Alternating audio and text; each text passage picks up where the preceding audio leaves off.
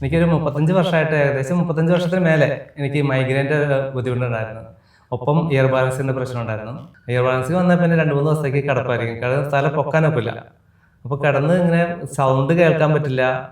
കൂടുതൽ ആരോടും സംസാരിക്കുകയോ ഒന്നും പറയാൻ പറ്റില്ല. എനിക്കൊന്നും സംസാരിക്കാൻ തോന്നുന്നില്ല. അങ്ങനത്തെ ഒരു വളരെയധികം ബുദ്ധിമുട്ടുള്ള ആ ഒരു കാലഘട്ടത്തിലൂടെ ഞാൻ കടന്നു പോയത്. മോഹൻകുമാർ എന്ന വൈദ്യരായിട്ട് പരിചയപ്പെടാൻ ഇട വന്നു. ഞാൻ അവിടെ ചെല്ലുന്നതെന്ന് വെച്ചാൽ രാവിലെ 5:30-ക്കൊക്കെ എത്തണം. അവിടെ വൈദ്യരുടെ സ്ഥാപനത്തിൽ എത്തണം. അപ്പോൾ 13 ദിവസം തുടർച്ചയായിട്ട് ഞാൻ ചെന്നു. മൈഗ്രെയിൻ എന്നുള്ള ഇപ്പോൾ ഒരു 1.5 വർഷമായിട്ട് എനിക്ക് അതിനുശേഷം വന്നിട്ടില്ല. ഈ മൈഗ്രെയിൻ്റെയും ഇയർ ബാലൻസിൻ്റെയും പ്രശ്നമായിട്ട് വല്ലാത്തൊരു ബുദ്ധിമുട്ടായിരുന്നു. ഇത് വന്നു കഴിഞ്ഞാൽ പിന്നെ ഒന്നും ചെയ്യാൻ പറ്റൂല, കിടപ്പാണ്. ഇടയ്ക്കിടയ്ക്കായിട്ട് ഞാൻ പോയി നോക്കും, സൗണ്ടേ കേൾക്കാൻ പാടുള്ളത്. ബാബു ചേട്ടാന്ന് വിളിച്ചാൽ തന്നെ മിണ്ടാതിരിക്കുന്നു പറഞ്ഞുകൊണ്ട് ചെവിയൊക്കെ അടച്ചിങ്ങനെ കിടക്കും.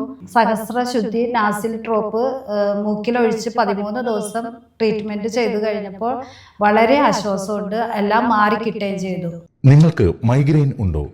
തലവേദന, സൈനസൈറ്റിസ്, ഇസിനോഫീലിയ, അലർജി, തുമ്മൽ, ചുമ, തൊണ്ടവേദന, കഫക്കെട്ട്, ഉറക്കത്തിൽ മൂക്കടയുക എന്നീ വലിയ പ്രശ്നത്തിൽ നിന്ന് തികച്ചും മോചനം കുളിർമ ആയുർവേദയുടെ സഹസ്രശുദ്ധി നാസിൽ തൈലം.